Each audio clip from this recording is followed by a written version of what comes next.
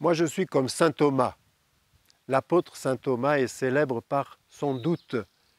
Si je ne vois pas dans ses mains et dans ses pieds la marque des clous, si je ne vois pas dans son côté le coup de lance, non, je ne croirai pas. C'est l'occasion de réfléchir à nos doutes dans notre cheminement de foi. On dit, avec un peu de sourire, la foi c'est une certitude, mais ça n'est pas évident. On raconte qu'un jeune qui se targuait d'être athée, fièrement, va rencontrer un moine. Et le moine lui dit « Est-ce que tu connais les évangiles ?» « Ah ben oui, je suis allé au catéchisme. »« Est-ce que tu connais les lettres des apôtres et puis la Bible en général ?»« Ah ben, il y a bien longtemps que personne ne lit plus la Bible. » « Bon, et est-ce que tu connais nos grands théologiens? Est-ce que tu connais saint Augustin, saint Thomas d'Aquin, Joseph Ratzinger? Est-ce que tu connais aussi les vulgarisateurs géniaux actuels comme le père d'Escouvemont, le frère Paul Adrien, le Cateau de Service? Ah non, je n'ai jamais entendu parler de tout ce monde-là. Alors lui dit le moine, tu n'es pas un athée, tu es un ignorant. Et oui, quelquefois, le doute, c'est pour justifier notre paresse intellectuelle. Un enfant marchait dans la campagne tenant fièrement la main de son papa, chacun ayant son sac à dos, on voit le tableau, et l'enfant bombardait le papa de questions. « Dis papa, pourquoi le ciel est bleu ?»« Ah, dit le papa, je ne sais pas, j'avoue que je ne sais pas. »« Dis papa, pourquoi les avions qui sont si lourds, ils arrivent à voler ?»« Ah ça, je ne sais pas non plus, non, je ne me rappelle pas, je ne sais pas. » Et dis pourquoi papa, au printemps, les fleurs des arbres, elles sortent avant les feuilles. Ah, je ne sais pas. Et l'enfant continuait comme ça, et le papa avouait toujours son ignorance. Et au bout d'un moment, l'enfant dit à son papa, « Papa, j'ai l'impression que je t'agace avec mes questions. » Et le papa lui répond, « Mais non, mon petit, si tu ne demandes jamais rien, tu ne sauras jamais rien. » Ce papa était porté de bonne volonté, mais il n'aidait pas beaucoup son enfant. Voilà, il nous faut savoir poser les questions aux bonnes personnes.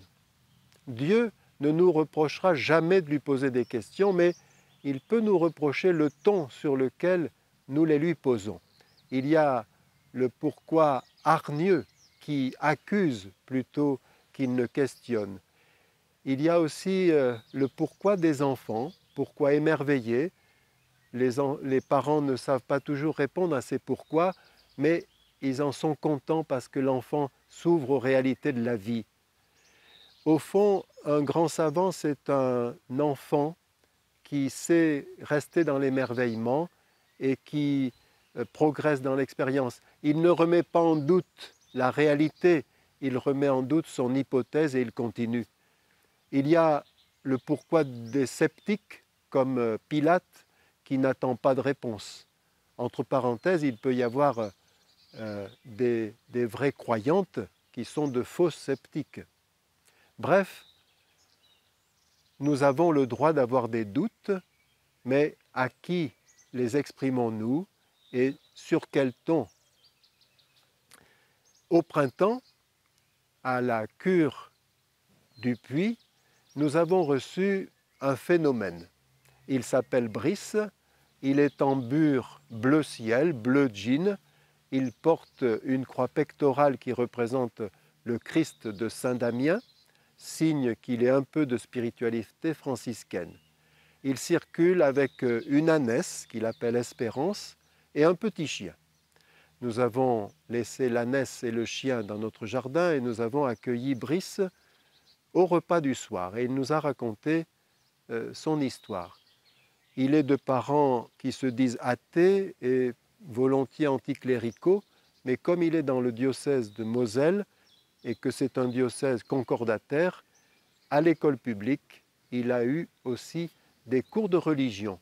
Si bien qu'assez naturellement, à l'âge où les enfants et les filles peuvent recevoir la première communion, il a fait partie aussi de la fournée. Ses parents n'y ont pas vu de mal, voyant probablement l'occasion d'une fête familiale.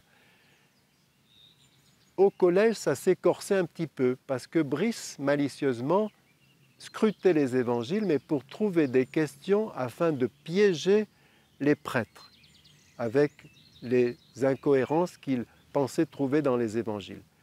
Mais finalement, c'est un prêtre qui va le piéger, et à cette occasion, j'ai eu donc des nouvelles d'un ami de séminaire, le père André Duquiel, qui, hélas, est décédé depuis 2 ans.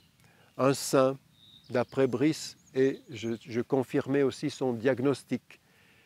Le père André Duquiel lui dit « Écoute Brice, ça suffit, c'est moi maintenant qui vais poser les questions.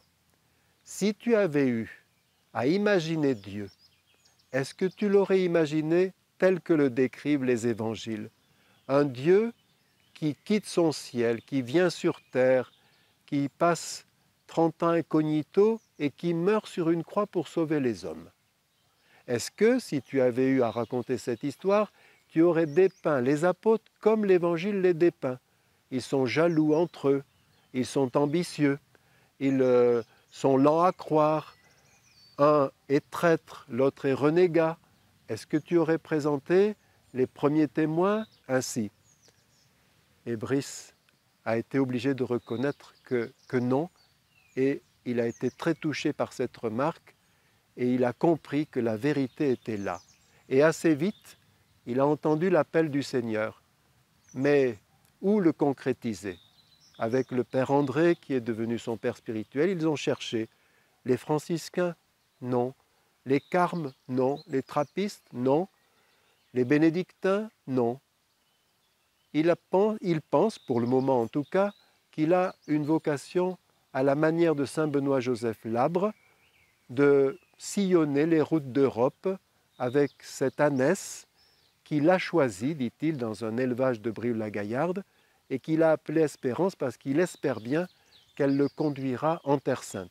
Pour le moment, ça n'a pas pu se réaliser.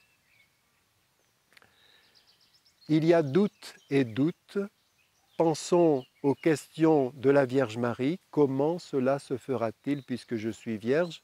Et à la question de Jésus sur la croix, pourquoi m'as-tu abandonné? Il faut être prêt à accueillir la réponse quand on les pose, et la réponse, c'est au fond toujours la résurrection.